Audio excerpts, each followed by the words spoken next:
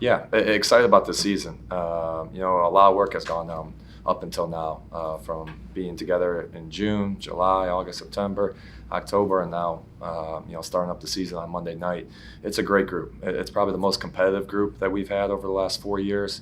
The practices have probably been the most energetic in terms of communication between the guys. And I think that's what happens when you have older guys in your program and you got juniors and seniors and guys who have been through it before. So just in terms of where we're at and where we're going, we still have a long way to go. And I think, the non-conference gives you an idea of, what type of team you need to be and how you need to play. So, we're a long way away from where we're going to be. But in terms of this group's work ethic, competitiveness, and why they're all here, that's what I love about all these guys.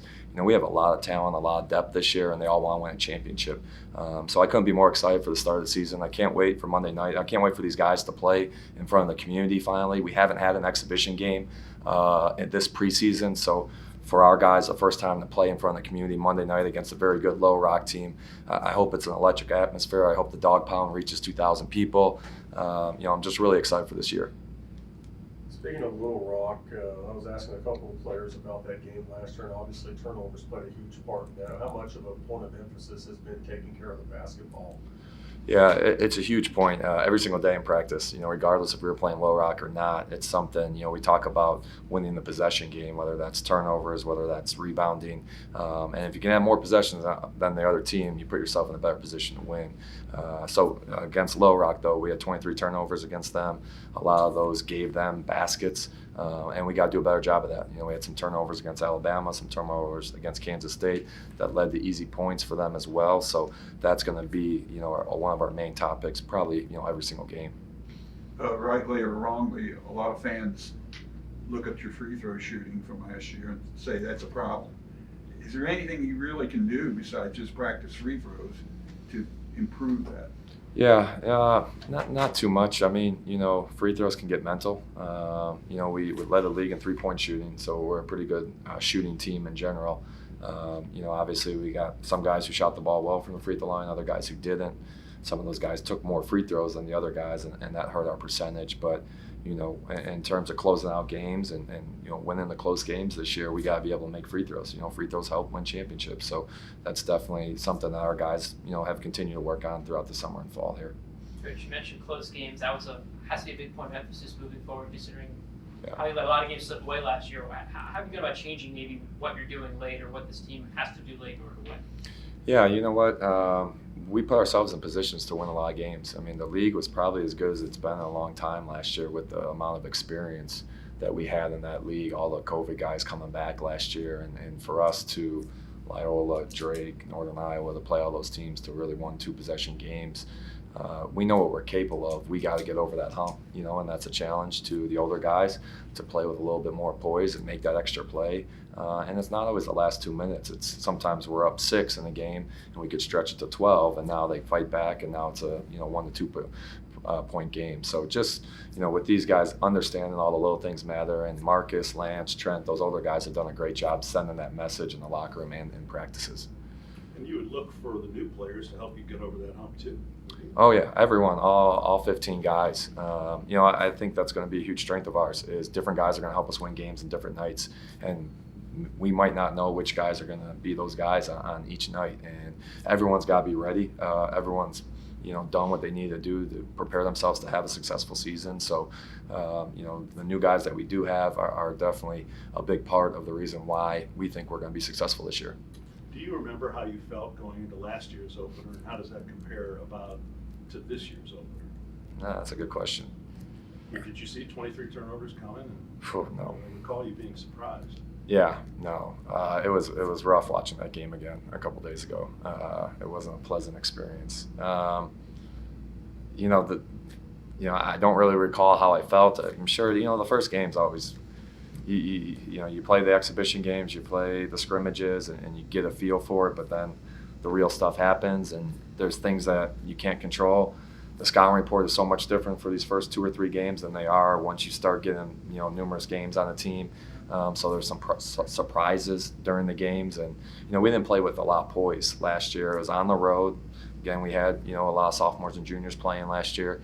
I think playing at home this year, I think these guys' mindsets and the way they compete in practice, I feel great about Monday night. Staying in the Wayback Machine, when you were a freshman, did the coaches ever talk to you about redshirting? Or did they say, we can't do that, we don't have anybody else? When I was a freshman, no. I tried to make sure the coaches didn't have that conversation with me. Yeah, so no, I didn't have that conversation with them. But I mean, college athletics right now, basketball is so different than when I was playing. When you look at the COVID year and how much that's affected, and obviously the transfer, how much the experience that's in college basketball right now was not there when I was playing. You got 24, 25-year-olds playing college basketball right now, and before, it was 22. And that makes a huge difference right now for true freshmen coming in. As far as this year too, it's a little bit different. You're playing 2 conference games before Christmas, and obviously you had the one last year, but now you have 2. Does that make preparing through November for those 2 any different, or what? We got a little bit of experience with it last year. Everyone's doing it in the league. A lot of leagues are going to that now.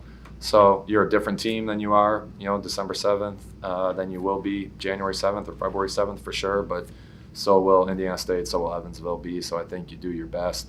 But those 2 games can decide a conference championship. They can decide a seed. So you understand the importance of them as well. Coach, biggest difference entering this season compared to last season in terms of your players? What have you noticed just in the offseason? How different has it been? Yeah, I think, kind of like I mentioned in the beginning, the depth that we have, the competitiveness in practice, because we can play 5 versus 5, and it's hard to put these 5 versus these 5 and for it to be mismatched ever.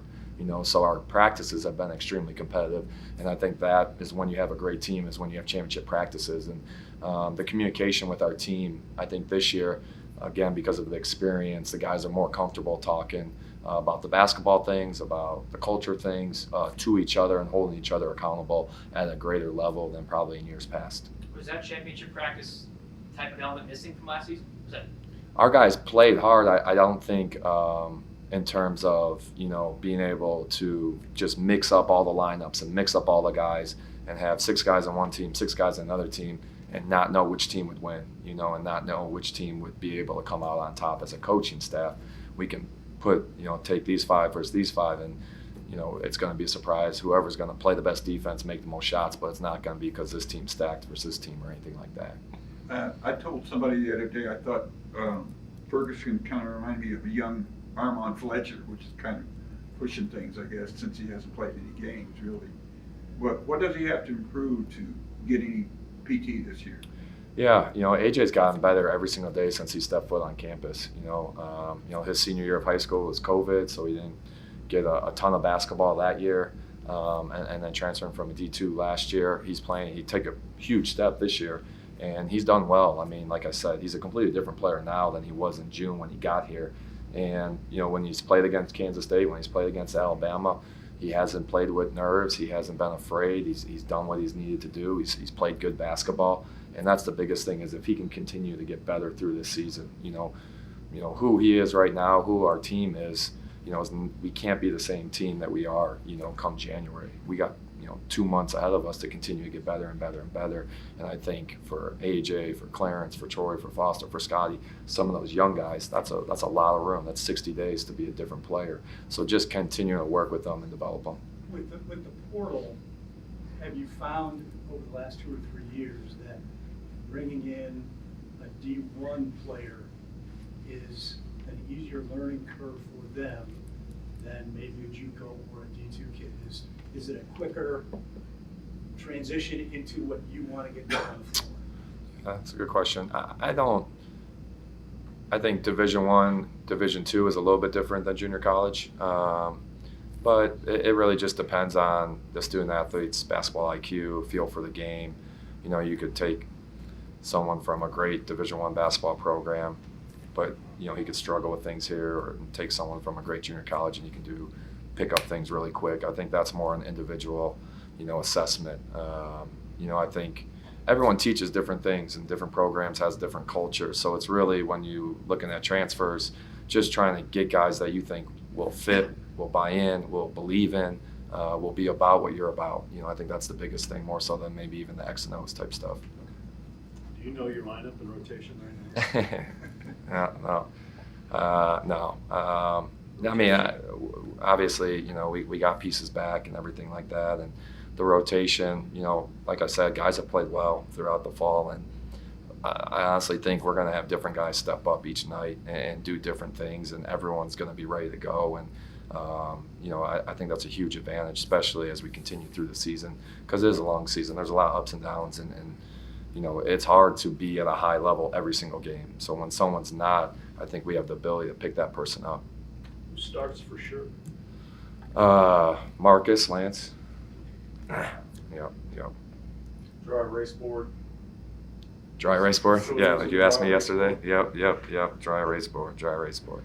And the starting thing, it's not a big deal. I mean, honestly, I'm going to sub before the first media timeout. It's going to be the first couple minutes. It's about who plays, who produces, who impacts winning on the court. So many people get caught up in the starting thing, and it's really you just hear your name called before the game, and then after that you could play 10 minutes. Well, someone comes off the bench and plays 30 minutes. I'd rather play the 30 minutes than the 10 minutes. But is the rotation thing a key thing, number of players playing?